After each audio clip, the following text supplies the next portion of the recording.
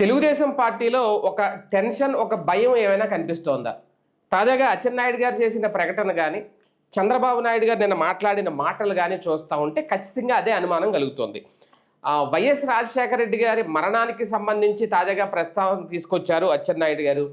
తండ్రిని అలాగే బాబాయిని ఇద్దరు మరణాల తొలి లబ్ధిదారుడు జగన్మోహన్ రెడ్డి అంటూ సంచలన వ్యాఖ్యలు చేయడమే కాకుండా బొత్స సత్యనారాయణ గారిని కూడా అప్పట్లో వైఎస్ మృతి వెనక జగన్ హస్తం ఉంది అనే అంశాన్ని ఇప్పుడు కొత్తగా లేవనెత్తారు. అంతేకాదు రాజధాని విషయంలో చంద్రబాబు నాయుడు గారు కూడా కొన్ని కీలక వ్యాఖ్యలు చేశారు మావిగాని గురించి. ఇలాంటి ఒక 100 మంది కాదు 1000 మంది సైకోలు వచ్చినా సరే దీన్ని ఆపలేరు, వైసీపీ అంటేనే విధ్వంసం అంటూ ఈ మధ్యకాలంలో ఆయన ఎక్కడ మాట్లాడినా పదే పదే ఆ అంశం ప్రస్తావిస్తున్నారు. అంటే ఇక్కడ నిజంగా ఒక భయం ఏమన్నా మొదలవుతుందా?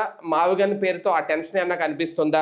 లేదా జగన్ విషయంలో జగన్ ఒక నేరస్తుడు, ఒక క్రూరస్తుడు అంటూ ప్రజల్లోకి పంపించే కొత్త ప్రయత్నం అన్న మొదలుపెట్టిందా తెలుగుదేశం పార్టీ? ఇదే అంశం మీద చర్చించే ప్రయత్నం చేద్దాం. సార్, వాస్తవానికి ఈరోజు మీరు ఆంధ్రజ్యోతి పేపర్ చూస్తుంటే అంటే జగన్మోహన్ రెడ్డి పేపర్లో వైసీపీలో కూడా ఆ స్థాయిలో రాలేదేమో, ఇది జగనిజం అంటూ ఒక పెద్ద హెడ్డింగ్ పెట్టారు. కానీ లోపల మొత్తం ఓకే, లోపల ఖచ్చితంగా నెగిటివ్గానే ఉంటుంది, ఆంధ్రజ్యోతిలో పాజిటివ్గా రాయరు అనుకోండి. కాకపోతే మొత్తం అంతా మాత్రం వైఎస్ రాజశేఖర రెడ్డి గారి మరణానికి సంబంధించి, అలాగే వివేకానంద రెడ్డి గారి మరణానికి అంటే ఇప్పుడు ప్రస్తావన ఈ సమయంలో చేయడం వెనక వేరే కోణం ఏమన్నా ఉండుంటుందా? ప్రాక్టికల్గా ఏమైందంటే అమరావతి అన్న పాయింట్ చుట్టూ అమరావతికి చట్టబద్ధత అనే పాయింట్ తీసుకురావడం ద్వారా మేము సక్సెస్ అయ్యామని సంబరాలు రాష్ట్రమంతా చేద్దామన్నటువంటి ప్రయత్నం చేసింది అధికార పక్షం. మీరు గుర్తు తెచ్చుకుంటే మన దీపాలు వెలిగించండి అని కూడా చెప్పింది. అవును, వెలిగించారు చాలా చోట్ల. ఎక్కడ ఎవరు వెలిగించారు? కొన్ని గ్రామాల్లో గ్రామ కమిటీ మెంబర్లు తెలుగుదేశం అంతే కదా. అవును, తెలుగుదేశం. బయట జనం ఏమన్నా వెలిగించారా? సంబరాల్లో పార్టిసిపేట్ చేశారా? తెలుగుదేశం కార్యకర్తలు. అది తేడా. ప్రజలు ఇన్వాల్వ్ అయితే ప్రజలు వెలిగిస్తారు. ప్రజలు వెలిగించడం అనేది ముఖ్యం ఇక్కడ.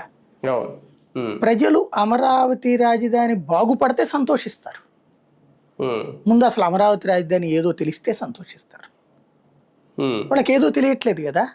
ఎందుకంటే అమరావతి బెజవాడ గుంటూరు అన్నారు, మళ్ళీ అదంతా సిఆర్డిఏ పరిధిలో ఉందన్నారు. ఇంకో పక్కన 29 గ్రామాలది అమరావతి అంటున్నారు. అది మున్సిపాలిటీ అనేది చంద్రబాబు చెప్పారు. మున్సిపాలిటీతో మెగా నగరాల్ని ఎలా పోటీ పడద్దు అంటే, అబ్బాయి మా చంద్రబాబు గారి బొమ్మ చూస్తే అదే పోటీ పడద్దు అంటారు. బాబు గారి బొమ్మతో గత 5 ఏళ్ళు ఏమైంది, ఈ 2 ఏళ్ళు ఏమైంది, ఏం పోటీ పడింది? ఆయన ప్రచారంలో ఆయన పోటీ పడుతున్నారు, నిన్నటి ప్రచారానికి ఇవాళ ప్రచారానికి. అంతేగాని ఏం పోటీ పడుతున్నారు? చంద్రబాబు గారి అధికారం తీరు చూస్తే ఈయన రాధాకృష్ణ రాసినటువంటి రాజశేఖర్ రెడ్డి లేకపోతే జగన్మోహన్ రెడ్డి కథతో పోల్చుకుంటే ఇది ఇటుకు రావాలి, అది అటుకు పోవాలి. ఎందుకంటే నేను అంటున్న పాయింట్, అయ్యా తెలుగుదేశం పార్టీ పెట్టినోని నేను, నన్ను చూసి కార్యకర్తలు అందరూ వచ్చారు, అభిమానులు అందరూ వచ్చారు, నాకు ఓట్లేసి నన్ను ముఖ్యమంత్రిని చేశారు. తర్వాత నేను వివాహం చేసుకున్నాను, నా ఇంట్లో వాళ్ళు నన్ను పట్టించుకోకపోతే లక్ష్మీపార్వతి అనే ఆవిడ పిహెచ్డి చేసిన ఆవిడ నాకు సేవలు చేసి నన్ను బతికిచ్చింది. మళ్ళీ పక్షవాతం వచ్చి కదలలేని పరిస్థితుల్లోనూ నన్ను బతికిచ్చింది. ఆ సేవలకు మెచ్చి ఆమెతో నేను వివాహం ఆడాను, భార్యాభర్తల బంధం మాది, ఆశీర్వదించండి నేను జనం దగ్గరికి వెళ్ళాను, ఆ జనం మాకు ఓటేశారు, ఇద్దరం కలిసి వెళ్ళి ప్రచారం చేశాము, మాకు ఘనంగా ఓటేశారు, 2/3 మెజార్టీతో గెలిపించారు. అట్లా గెలిపించిన మా ప్రభుత్వాన్ని ఏడాది తిరగకుండా నా సొంత అల్లుడు కూల్చేశాడు. అదేమంటే నా కుటుంబంలోనే చిచ్చు పెట్టాడు, నా కొడుకుల్నే నాకు శత్రువులుగా మార్చాడు, నా కొడుకుల చేతనే నా కొడుకుల్ని సీఎం చేస్తానని చెప్పి వాళ్ళని మోసం చేసి తను సీఎం అయ్యాడు, నా కొడుకుల్ని పార్టీ అధ్యక్షుని చేస్తానని చెప్పి తను పార్టీ అధ్యక్షుడు అయిపోయాడు, చివరికి నన్ను మోసం చేశాడు, నా కుటుంబాన్ని మోసం చేశాడు. ఇలాంటి వాళ్ళు జీవితంలో ఎవరికి ఉండకూడదు ఇట్లాంటి అల్లుడు అని చెప్పి ఇచ్చినటువంటి స్టేట్మెంట్ ఎవరిది? ఎన్టీ రామారావుది కదా. పోనీ ఆయన పార్టీ నుండి సస్పెండ్ చేశారా లేదా చంద్రబాబు నాయుడు? ఆ సస్పెన్షన్ ఎప్పుడన్నా రివోక్ చేశారా ఇవాళ వరకు? అలాగే 2009 వరకు ఎన్టీఆర్ విగ్రహాలు కూడా తీసేశారు కదా తెలుగుదేశం పార్టీ కార్యాలయంలో. ఆ తర్వాత కదా మళ్ళీ ఇప్పుడు అదే ఎన్టీఆర్ కోసం చేస్తుంది. మరి పార్టీ సొంతదే కానివాడు చంద్రబాబు. అలాగే ఆ పార్టీ పెట్టినటువంటి ఆయనే ఓపెన్ అయ్యి మాట్లాడినటువంటి ఆయన అది. కానీ అది ప్రచారానికి రానియరు. నెంబర్ 1 తెలివిగా ఎట్లా ఉంటుందంటే, రెండవది డైరెక్ట్గా డబ్బులు తీసుకుంటూ డబ్బులు ఇస్తూ పట్టుబడినటువంటి కేసు ఏంటిది ప్రపంచంలో, భారతదేశంలో? ఓటుకు నోట్లే కదా, బ్రీఫ్డ్ మీ అన్నటువంటిది కూడా అదే కదా. అంతకంటే పెద్ద కేసు ఏదన్నా ఉంటుందా? స్వయంగా ఒక మంత్రి స్టాంపుల కుంభకోణంలో అరెస్ట్ అయ్యి జైలుకి వెళ్ళింది ఎక్కడ? బాబు గారి మంత్రివర్గంలోనే కదా. ఆయన ఎవరో యాదవ్ గారు ఉన్నాడు కదా.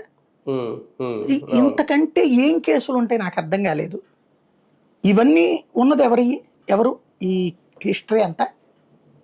కానీ అది అద్భుతం. అక్కడ అసలు ఆయన లేకపోతే రాష్ట్రం ఏమైపోతుందో అని ప్రజలు బాధపడిపోతున్నారు అని బాధపడతారు రాధాకృష్ణ గారు. ఇలాంటి కుట్రలు కుతంత్రాలన్నిటి మధ్యన నెగిటివ్ ప్రచారాలతో, అంటే మనకి వ్యతిరేకంగా ఎవడు ఎదుగుతున్నాడో వాడి క్యారెక్టర్ అసాసినేషన్, కుటుంబ పరువు తీస్తారు, వ్యక్తిత్వ హననం చేస్తారు, అలాగే వ్యక్తిగతంగా దూషిస్తారు, ద్వేషిస్తారు. ఇలాంటి బాధితులు ఎవరెవరు?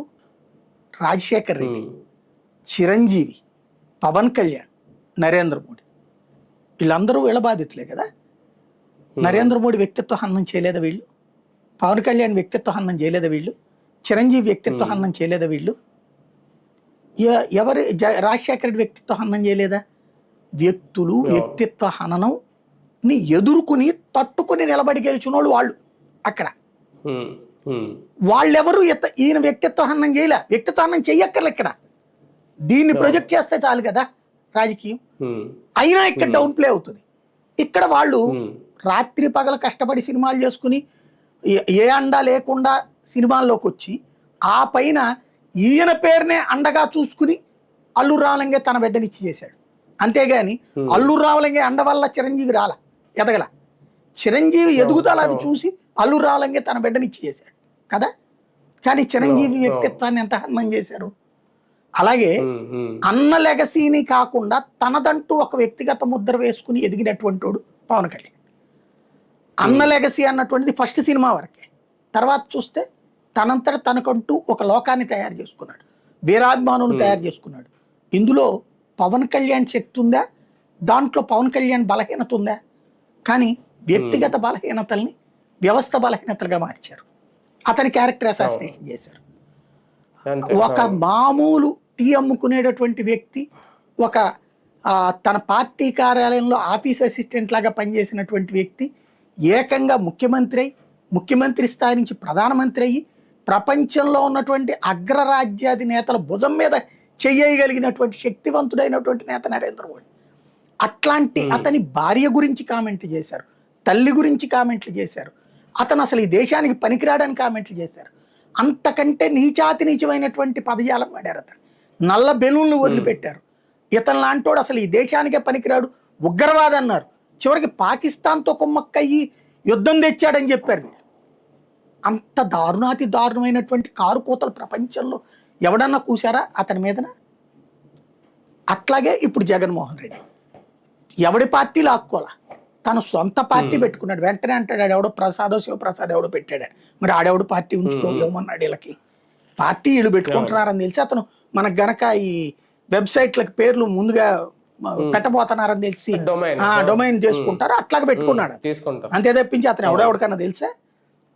వీళ్ళు పెట్టబోతున్నారని తెలిసి అతను రిజిస్టర్ చేసుకున్నాడు కాబట్టి తీసుకున్నాడు. అంతేగాని జగన్ చూసిన పార్టీ, లేకపోతే ఆ శివప్రసాద్ చూసిన అది ఓ పార్టీ పెట్టుకున్నాడు. అయినా అతని దగ్గర నుంచి డొమైన్ తీసుకున్నందుకు కానీ అతనికి ఏదో చేశాడు, అయిపోయింది.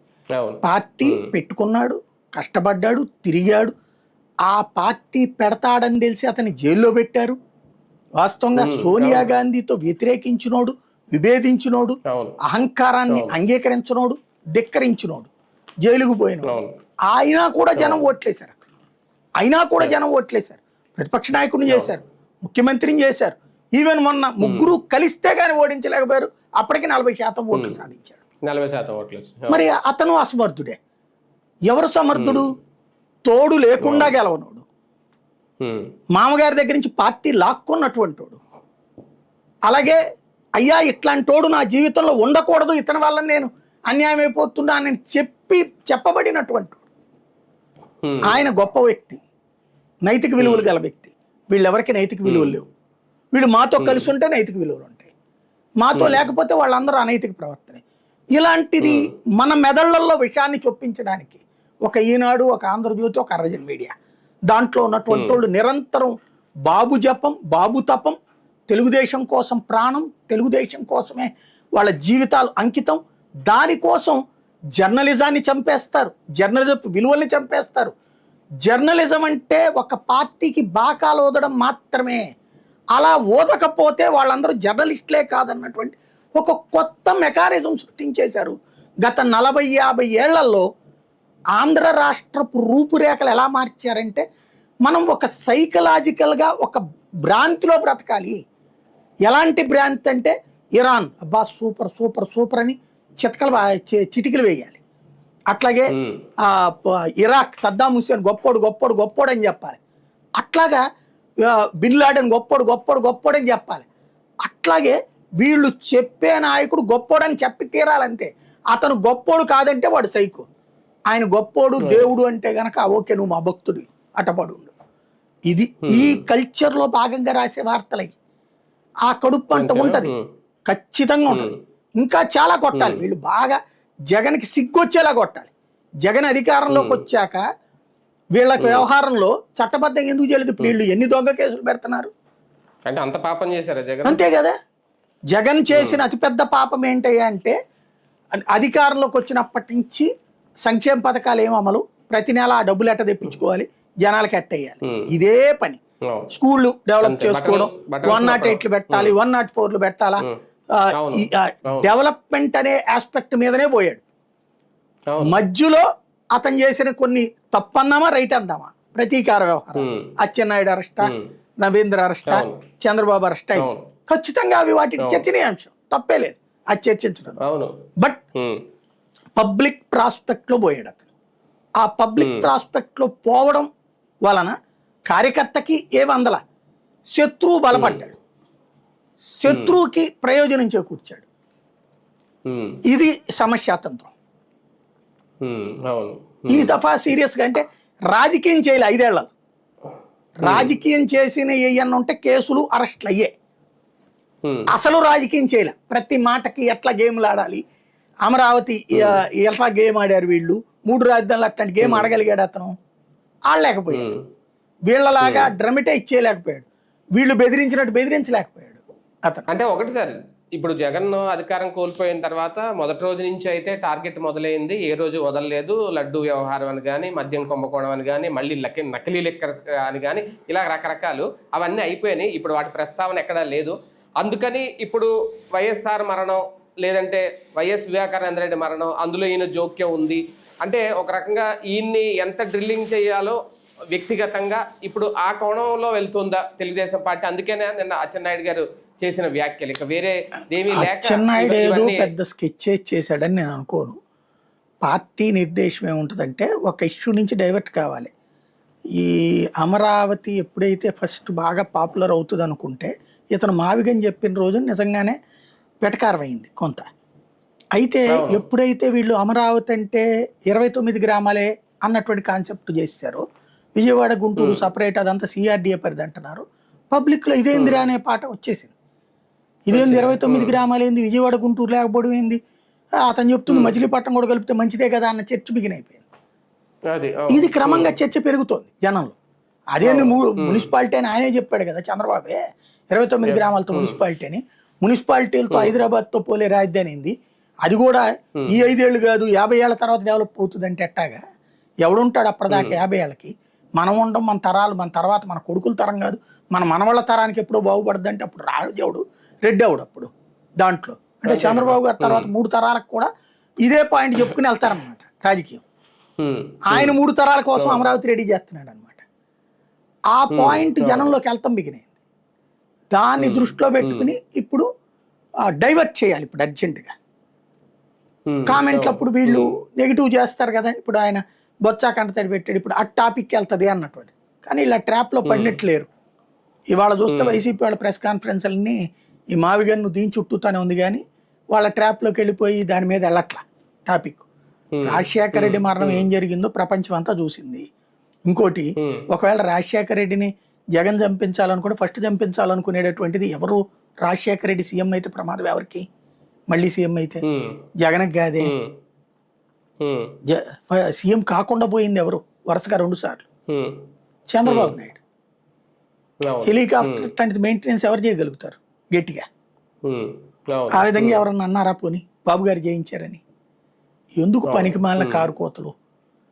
అది అచ్చెన్నాయుడు లాంటి వాడు మాట్లాడితే అర్ధ పరిజ్ఞానం కలిగినటువంటి వాళ్ళు అంగీకరిస్తారులే, మేధావులు పట్టించుకోబోయినా అర్ధ పరిజ్ఞానం కలిగినటువంటి వాళ్ళని అటువైపుకి చర్చను తీసుకెళ్ళటం అనే ప్రయత్నం. బట్ ఎవడు పట్టించుకున్నట్టు నాకైతే అనిపించలేదు అది.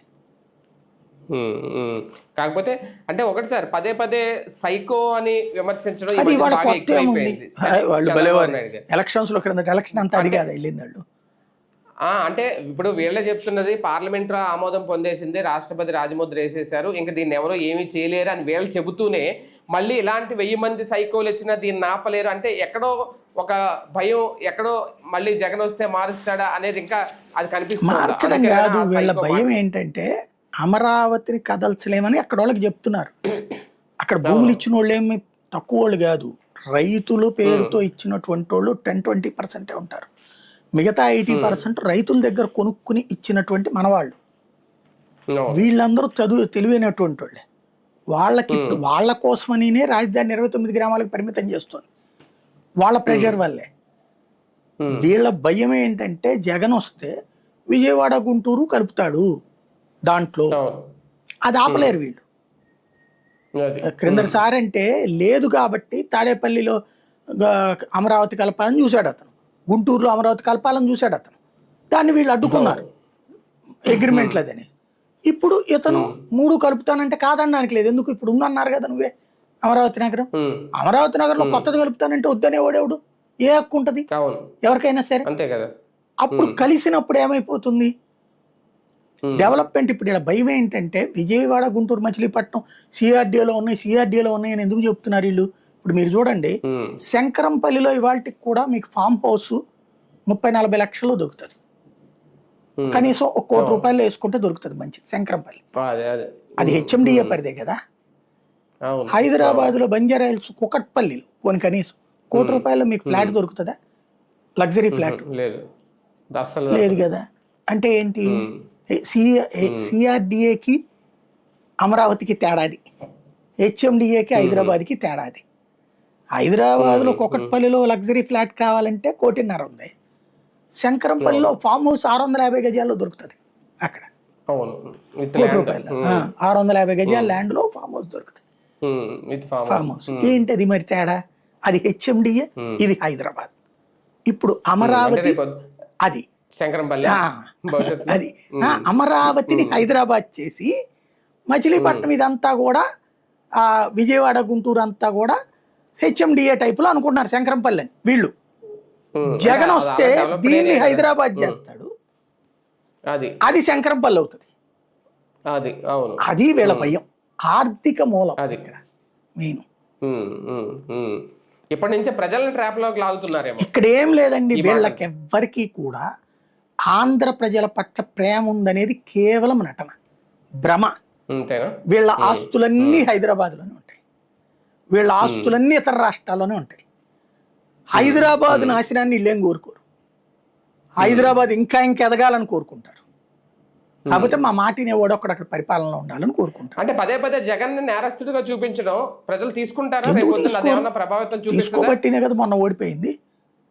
మొన్న ఓకే, నెక్స్ట్ ఎట్లాగో చూస్తారు. ఇప్పుడు కొత్త కాదు నేను అంటోంది, క్యారెక్టర్ అసాసినేషన్ ఇలా కొత్త కాదు.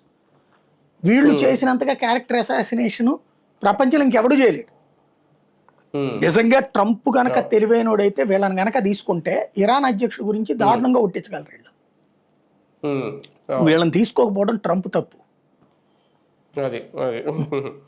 రైట్ చూద్దాం. మొత్తం మావుగన్న విషయంలో భయపడుతున్నారా, లేదంటే జగన్మోహన్ రెడ్డిని ప్రజల దృష్టిలో ఒక నేరస్తుడిగా చిత్రీకరించడంలో అందరూ కీలక పాత్ర పోషిస్తున్నారు? అచ్చెన్నాయుడు గారు చేసిన వ్యాఖ్యలు కానీ, పదే పదే సైకో అంటూ చంద్రబాబు నాయుడు గారు చేస్తున్న వ్యాఖ్యలు కానీ ఎంతవరకు ప్రభావితం చూపిస్తాయి రేపొద్దున్న ప్రజల్లో, ఎంతవరకు అవి వెళ్తున్నాయి, ప్రజలు నమ్ముతారా? చూడాల్సి